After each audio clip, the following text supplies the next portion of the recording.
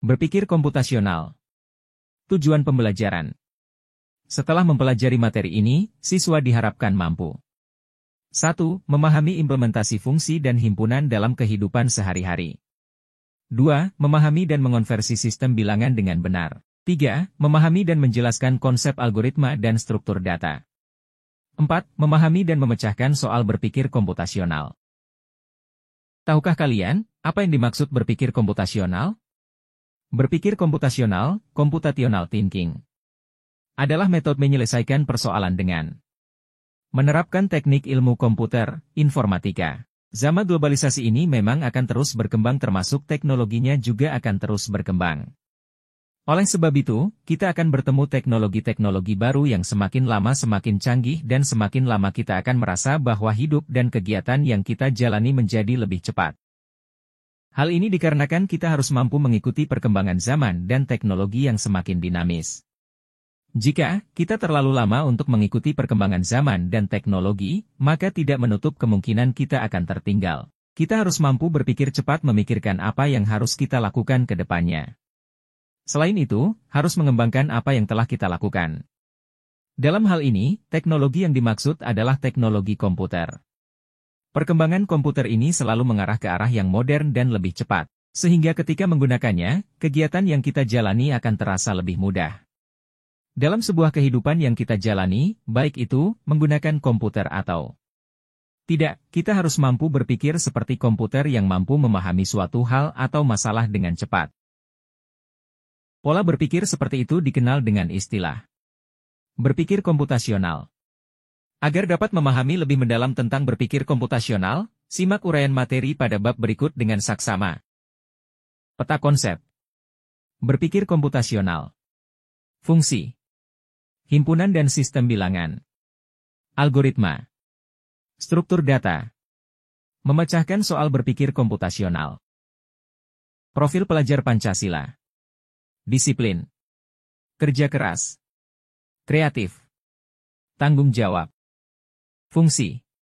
Dalam pelajaran matematika, kalian dapat menemukan contoh fungsi, misalnya f, x, 2x, 3. Fungsi f, x, tersebut akan mengubah nilai input x menjadi nilai keluaran berdasarkan perhitungan 2x, 3. Contoh, jika nilai x adalah 3, maka keluaran dari fungsi tersebut adalah 9 yang didapat dari 2x, 3, 3. Dalam kehidupan sehari-hari, kalian dapat melihat contoh penggunaan fungsi sebagai berikut. 1. Pada penulisan teks lagu. Dengan format penulisan seperti pada gambar berikut, bait refrain yang terdiri atas beberapa kalimat tidak perlu diulang-ulang penulisannya. Ketika terdapat kata refrain pada teks lagu, pembaca memahami bahwa dia perlu mengulang sebagian tertentu dari teks lagu tersebut. 2. Konsep algoritma, di mana Bunda memberi Anda instruksi untuk membeli gula, dan karena kalian memahami instruksinya, Anda dapat melakukannya, yaitu menukar uang dengan gula. B. Himpunan dan sistem bilangan. Dua hal yang sering digunakan dalam bidang informatika, yaitu himpunan dan sistem bilangan. 1. Himpunan. Himpunan, set, secara sederhana dapat diartikan sebagai kumpulan objek-objek yang mempunyai syarat tertentu. Dan jelas, objek dalam himpunan dapat berupa bilangan, manusia, hewan, tumbuhan, negara, dan sebagainya, yang selanjutnya objek ini dinamakan anggota atau elemen dari himpunan. Perhatikan contoh sederhana berikut. Adik suka buah jeruk, mangga, dan jambu. Kakak suka rambutan, mangga, duku, dan buah naga. Seseorang bertanya kepada kalian dua buah pertanyaan.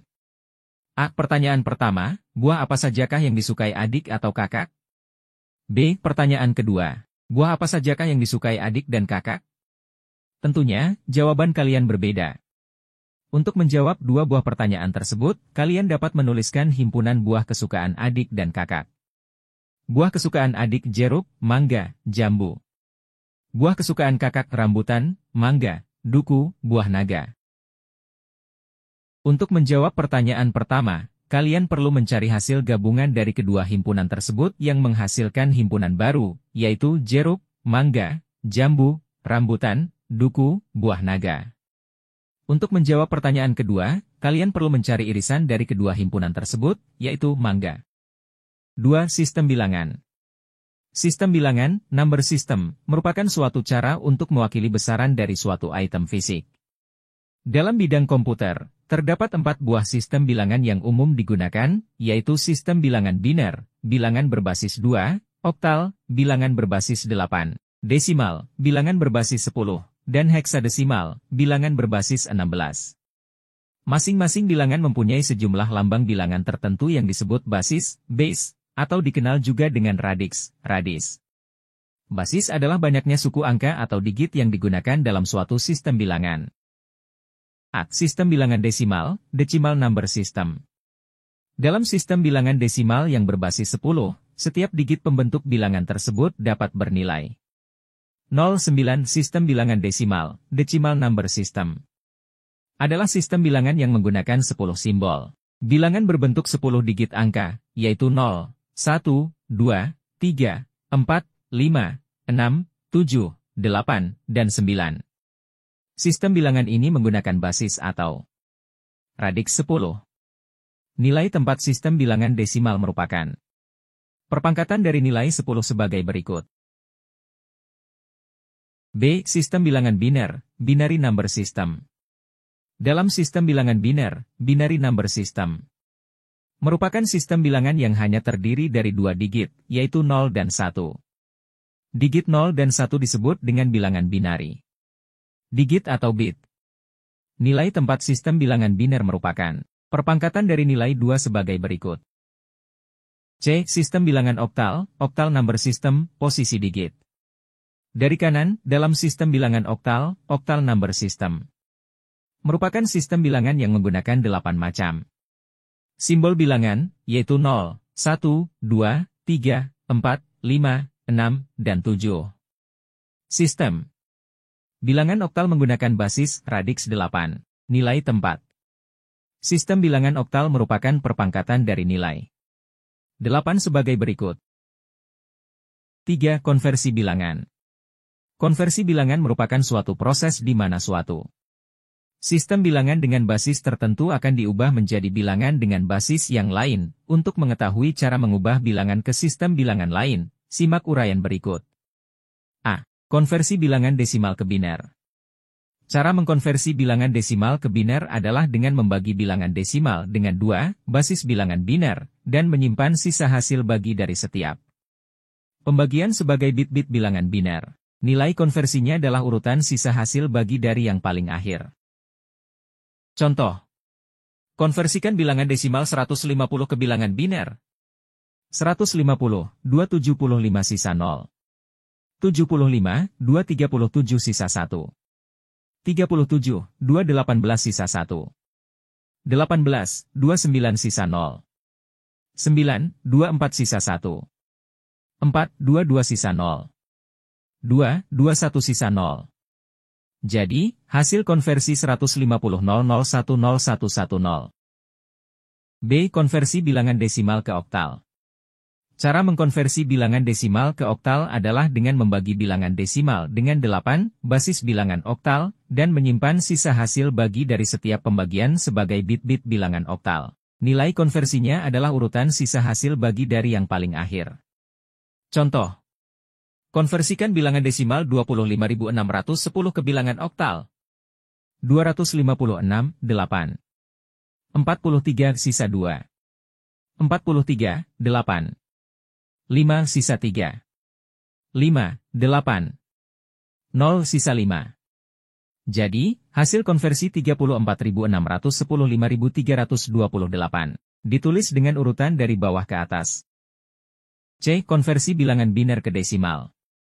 Cara mengkonversi bilangan biner ke bilangan desimal adalah dengan mengalihkan bilangan biner yang ingin dikonversikan tersebut ke basis bilangan biner itu sendiri.